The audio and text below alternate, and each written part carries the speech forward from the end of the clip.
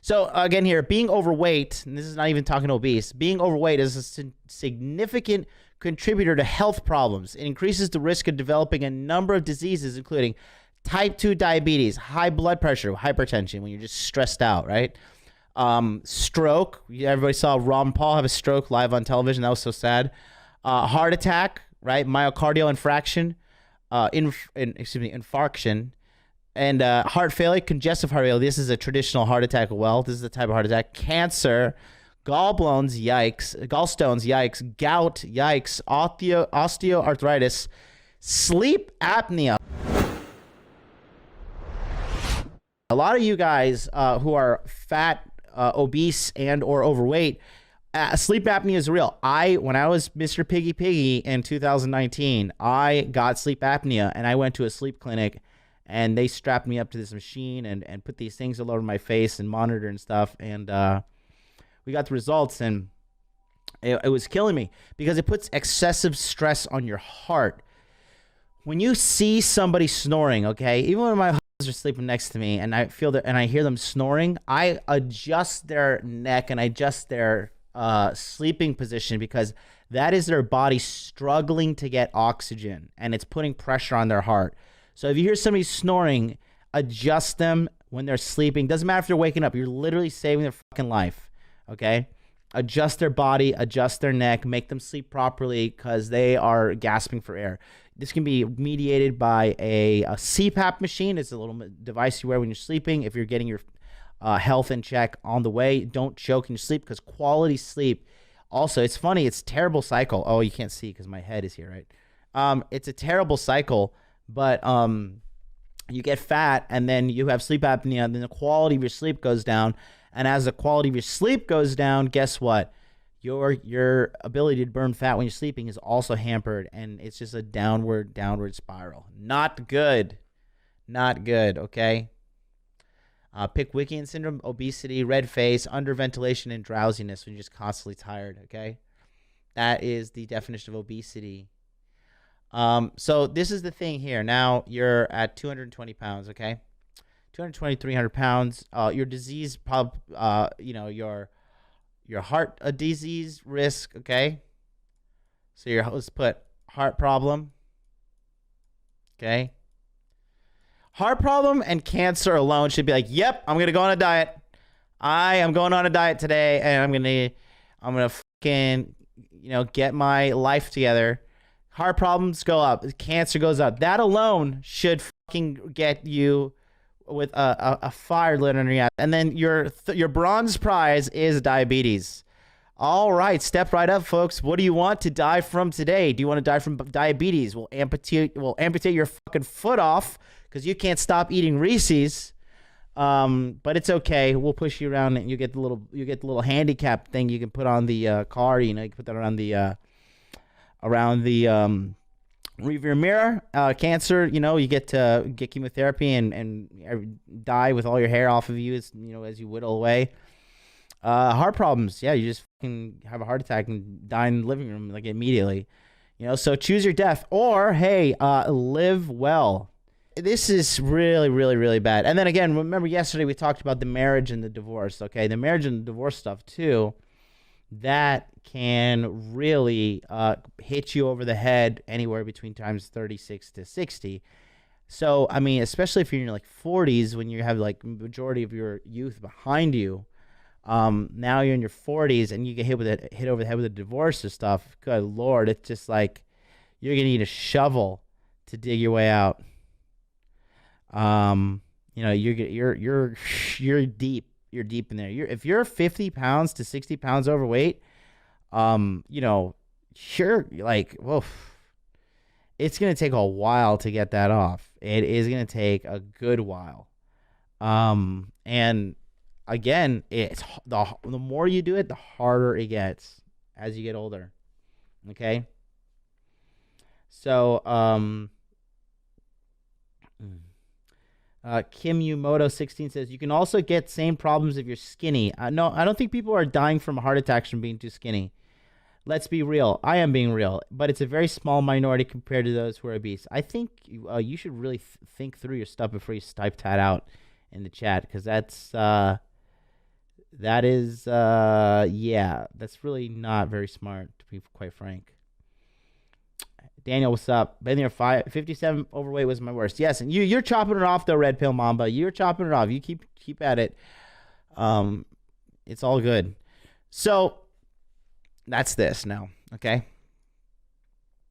So that's just the health compounds, okay? Actually, no, I got a couple more. Okay, so the health compounds, all right, and then guess what happens? Now, oops. Okay, now how are we mitigating this stuff here, okay? How are we mitigating this? Okay, so we're getting surgery. Open heart surgery, right? Open heart surgery is costing you at least $100,000, which you most likely you're gonna have to go into debt for. And then now you're in your 30s, 40s. This is assuming you survive your heart attack, that the heart attack doesn't kill you. Then you get the surgery. Now you're $100 debt, and you got a heart attack under your fucking belt. Okay. Now your heart is not as strong as it used to be. They had to chop you open and pull the fat out. It's not a way to live, guys. It's not a fucking way to live, okay? Boom, you get cancer. Guess what? Chemo. All right? And if you get shit like something like pancreatic cancer, guys, you get pancreatic cancer. I used to fuck this chick that was a physician's assistant, and her name was Lauren. It was good sex. She's a good, hot white chick, she was a real feminine sweetheart, too. And, she said, oh, my God, today I had to deal with the pancreatic cancer patient. I was like, oh, sucks. He's have to get on chemo. She's like, no, you don't understand. Like, when you get pancreatic cancer, it's a death sentence, okay? Fucking guess who died just recently from pancreatic cancer? Here's a hint. You tell me, who just died from pancreatic cancer after saying he's going to put up a good fight? Steve Jobs did not recently die of that. He died a while ago of that, but not. The biggest hint is playing right now on this. There you go. Brandon LeBlanc, Alex Trebek, the one and only host of Jeopardy, died of pancreatic cancer. And so a big part of pancreatic cancer is when you're eating too much sweets, you're eating too much bad food, and your pancreas has to overwork its entire life. Like, it's putting out so much insulin and it's pumping out, just trying to keep you alive because you're fucking cracked out on sugar. And in America, sugar is in everything. Sugar's in milk? I did not know that until I was fucking in my 30s. Shame on me, but also good for me because I'm so smart and I figured it out. Diabetes, also, it comes as sometimes you get a consolation prize where you get cancer and diabetes at the same time, pancreatic, and then you just got to stab yourself with needles daily until you fucking croak off, and you could die. Diabetes leads to, right? What a happy episode. Is anybody happy out there? What a ray of sunshine. But this is true. Happiness leads to stroke, okay? Then half of your face can go numb, all right? Yes, added sugar and milk. Yes, exactly. Your breakfast should be eggs and spinach. Okay, that's your breakfast. Eggs and spinach. Okay? If your body can handle it. I want to say a slice of toast, but you really don't need it. I mean, you need very little bit of carbs in the morning to get going. You don't need a lot. But eggs are good. Eggs, some turkey bacon, because regular bacon, I know all you fucking bacon nuts out there are going to go crazy on me. Duh, I know regular bacon tastes better, but turkey bacon is a better alternative. I personally just like the way it tastes, and I just know, hey, this is healthier than regular bacon, so I'll do it. Oatmeal is a good little thing if you can have some carbs for breakfast, some nice oatmeal, steel cut. You could add some stevia to it to keep it warm, or a little bit of honey. Sweetened alternative if you need the sugar. If you don't, just put a scoop of protein powder in it. You're good to go as well.